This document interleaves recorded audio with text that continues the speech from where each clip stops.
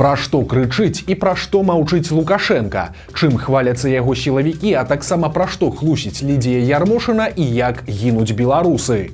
Вітаем, сябры! Гэта наша Ніва і зараз мы ўсё вам раскажам. Сілавікі хваляцца затрыманнем цяжарнай жанчыны. Паводле іх версіі, беларуска ў 2020 годзе пакінула абразлівыя каментарыі ў адрас міністра ўнутраных спраў Івана Кубракова. Пасля, каб пазбегнуць пераследу, жанчына з'ехала ў Літву. За мяжой яна зацяжарыла і вырашыла вяртацца на радзіму, але як толькі яна перасякла мяжу, то была затрыманая. Што цяпер з гэтай беларускай, невядома. Сілавікі апублікавалі заблюранае фота, на якім жанчына з вялікім жыватом стаіць каля сцяны. Новая хлусня Лідіі Ярмошынай. У перадвыбарчы час верную паплечніцу Лукашэнкі выцягнулі з пенсіі і запусцілі ў гастрольны тур па гарадах Беларусі і прапагандысцкіх медыа. Цяпер адыёзную чыноўніцу запрасілі ў кулінарную перадачу на СТБ, дзе яна нагаварыла шмат чаго цікавага. Напрыклад, аказалася, што ў Ярмошынай быў садоўнік, які пасля падзей 2020 года паказаў сябе сумленным чалавекам. В вашем окружении были люди, которые переобулись? Ну, от меня отказался садовник.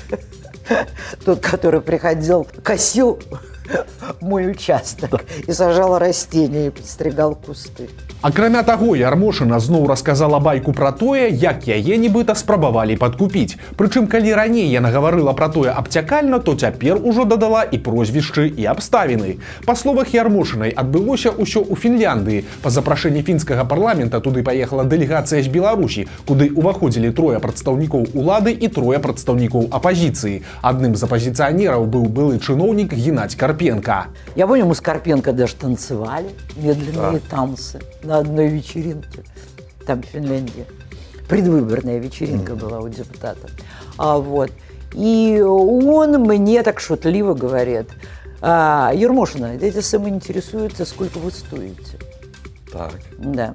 Но поскольку у нас отношения были очень веселые и шутливые, мне самой понравился мой ответ. Я сказала: Геннадий Дмитриевич, как любителю поэзии, он до этого стихи читал, я вам отвечу словами Татьяны Лариной: «Но я другому отдана и буду век ему верна». Браво. И больше и все. Даже и не подходили. Не. Вось толькі і тут Ярмошына падобна схлусіла, бо ўлетку яна ўжо расказвала гэтую ж гісторыю. І тады дадала, што падзеі адбываліся незадоўга да выбараў 2001 года. Але ж гэта цалкам абвяргае яе цяперашнія словы, бо Геннадзь Карпенко, якому цяпер Ярмошына прыпісвае тую размову, памёр пры загадкавых абставінах яшчэ ў 99 годзе. Загадкавыя праблемы на беларускай атамнай электрастанцыі. З 4 снежня беларуская АЭС у Астраўцы не выпрацоўвае электрычнасць. Партал «Зеркало» са спасылкай на сваёй крыніцы цяпер піша, што на днях адбылася спроба запуску аднаго з энергаблокаў, але яна была няўдалай і станцыя па-ранейшаму не працуе. Пры гэтым, якія канкрэтна праблемы з энергаблокам, улады не кажуць. На афіцыйным сайце беларускай АЭС па-ранейшаму паведамляецца, што першы энергаблок знаходзіцца на планава-папераджальным рамонце. Інфармацыя пра стан другога энергаблока адсутнічае. Журналіст партала «Зеркало» пад выглядам звычайнага грамадзяніна патэлефанаваў на прамую лінію з міністрам энергетыкі Аляксеем Кушнарэнкам, але чыноўнік не захацеў расказваць, як ідуць справы з рамонтам. Пасля пытання пра АЭС ён сказаў без каментарыяў і проста паклаў слухаўку. Лукашенко, які вельмі любіць публічна разносіць чыноўнікаў за любыя правіны, таксама маўчыць. Ніякіх вывалачак наконт атамнай станцыі не было, прынамсі публічных. Логіка ўладаў тут зразумелая. Усё ж народ добра памятае Чарнобыль і бянтэжыць людзей перад выбарамі Лукашенко не хоча, таму і маўчыць. Лукашэнкаўскія вайскоўцы нагнятаюць сітуацыю. Перад выбарамі сілавікі працягваюць накручваць грамадства і саміх сябе. Цяпер выказаўся генерал-маёр Валерый Равенко, памочнік міністра абароны па пытаннях міжнароднага ваеннага супрацоўніцтва. Ён паскардзіўся, што еўрапейскія суседзі Беларусі нарошчваюць сілы і тэхніку каля мяжы. Пасля падзей ва ўкраіне гэта не дзіўна, але ж генерал усё роўна здзіўляецца. Ну і другі момант, ужо традыцыйны. Чарговыя расказы пра правакацыі. Определенных политических кругов, правительств, которые формируют подразделения из наших беглых, обучают их, вооружают. Здесь угроза есть, однозначно. Возможно быть неадекватное поведение, возможно это просто дадут приказ, что-то сделать, какую-то провокацию, мы к этому готовы. Мы, конечно, все анализируем, готовимся. И в этом плане мы провели в том числе и профилактическую работу. Крыкі ў пустату. Перыядычна Александр Лукашенко крычыць, пагражае і ў чарговы раз дае загад на жорсткія праверкі сельскагаспадарчай сферы. Чыноўнікі ківаюць, дзяржкантроль бярэ пад казырок, але ў выніку гэта нічым не скончваецца. Як на самай справе працуюць службы і чыноўнікі, можна даведацца з закрытага дакумента беларускай генпракуратуры. Гэты ліст, адпраўлены ў 23-м годзе тагачаснаму віцэ-прэм'еру Зайцу, атрымаў партал «Зеркало». Дакумент падпісаны намеснікам генпракурора шведа Максімам Вароніным, і ў ім адзначаецца, што падзеж жывёлаў як працягваўся, так і працягваецца, і дзеянні ветэрынарнай службы хутчэй імітуюць працу. Вось цытата з ліста. Паўсюднае павелічэнне кантрольных мерапрыемстваў толькі стварае бачнасць актыўнай працы. Часам ветслужба выносіла прадпісанні, нават не наведваючы фермы, а тое, як тыя прадпісанні выконваюцца пасля, ніхто асабліва не кантралюе. Акрамя таго, пракуроры выявілі выпадкі, калі ветслужба выдае дакументы, не праводзячы ветэрынарна-санітарнай экспертызы і абавязковага агляду жывёл. На думку намесніка генпракурора, гэта стварае пагрозу здароўю насельніцтва. Прычым усё гэта робіцца за хабар, але не грашыма, а натурай. Так, напрыклад, начальнік Гродзенскай райветстанцыі хаваў парушэнні ветэрынарна-санітарных правілаў і не прыцягваў вінаватых да адказнасці, а за гэта яму рэгулярна адгружалі мяса. І гэта не адзіны такі выпадак. Дыпламаты Лукашэнкі сустракаюцца з тэрарыстамі. Намеснік міністра замежных спраў Беларусі Сергей Лукашевіч прыбыў у сталіцу Афганістана Кабул, дзе сустрэўся з намеснікам міністра замежных спраў Ісламскага Эмірата Афганістан па палітычных пытаннях. Гэта чалавек, якога завуць Аль-Хаджы Шэр Мухаммад Аббас Танікзай. І вось тут цікава, што чалавек з такім жа імем уваходзіць у пералік арганізацый і фізічных асоб, якія па версіі КДБ Беларусі маюць дачыненне да тэрарыстычнай дзейнасці. Ён таксама уваходзіць у санкцыйны пералік камітэта Савета бяспекі ААН. Але з чыноўнікаў Лукашэнкі такія супярэчнасці падобна не засмуцілі. Па выніках сустрэчы талібы назвалі візіт важным крокам наперад ва ўмацаванні двухбаковых адносін і добрым стартам для развіцця доўгатэрміновага супрацоўніцтва. Беларусы працягваюць гінуць у ванных пакоях. У пятніцу ў Мінску проста ў сваіх ванных зноў патанулі двое пенсіянераў, абодва загінулых мужчыны. Аднаму было 80 гадоў, а другому 66. А ў суботу у ваннай загінула 35-гадовая жанчына. Яна ўключыла пральную машыну і пайшла прымаць ванну. Акрамя таго, яна ўзяла з сабой мабільны тэлефон, падключыўшы яго да разеткі. Праз некаторы час суседзі па блоку ў інтэрнаце пачулі дзіўныя гукі з пакоя. Адкрыўшы памяшканне, яны ўбачылі, што мінчанку трасе ад удару токам. Выратаваць жанчыну, на жаль, не атрымалася.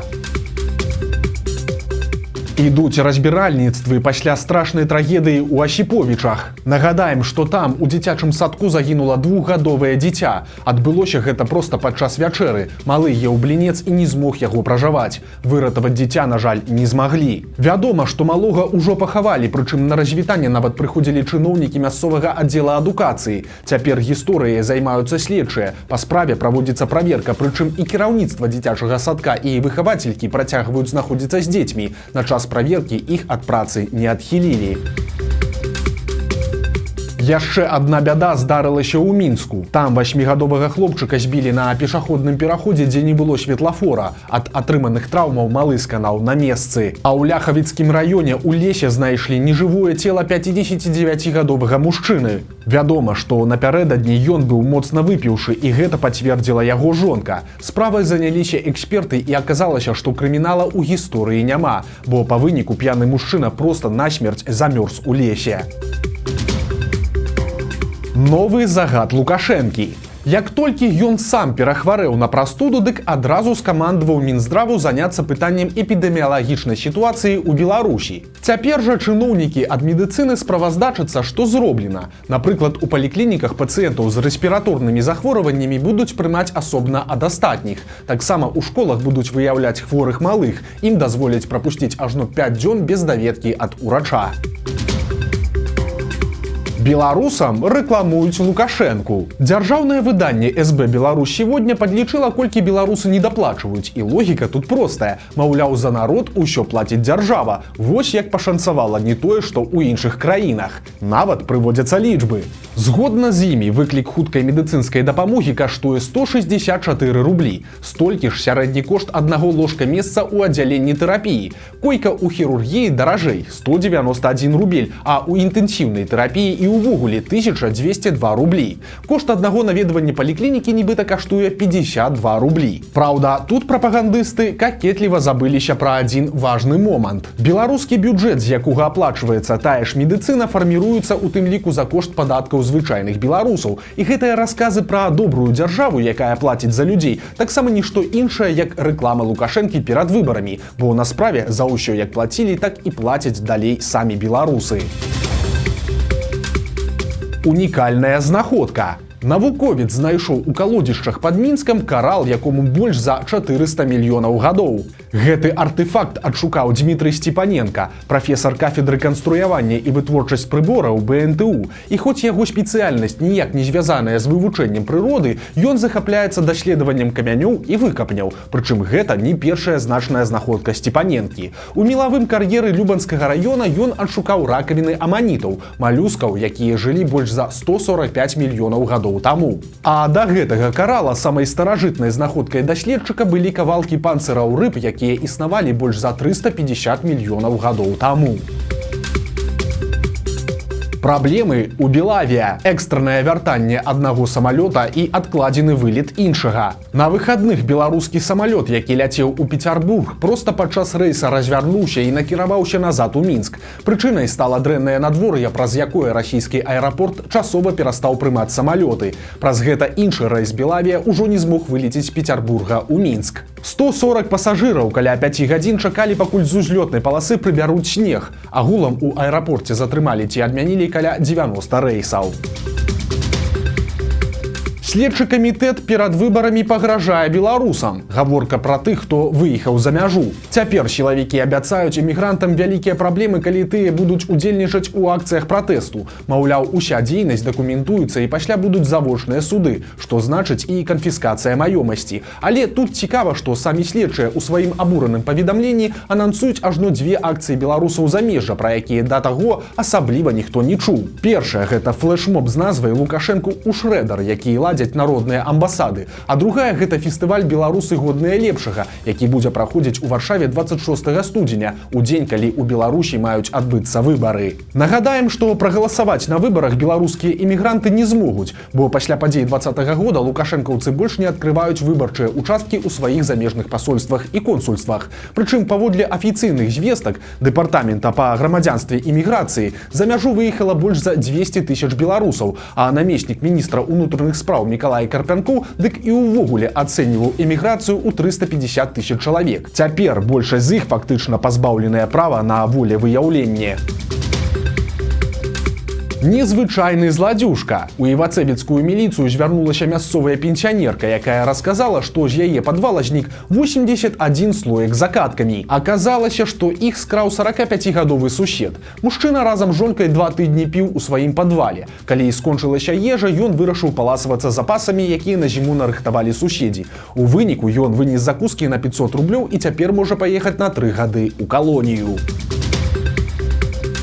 Барысаўскі вучань дажартаваўся да крымінальнай справы. Усё адбылося ў мясцовым каледжы. На перапынку 16-гадовы хлопец кінуў петарду ў прыбіральню. Ад выбуху раскалоўся унітаз, і цяпер падлетак будзе адказваць за гэта ў судзе, бо ў каледж выклікалі міліцыю і на вучня завялі крымінальную справу за хуліганства. Цяпер яму пагражае ад штрафа і да 3 гадоў калоніі.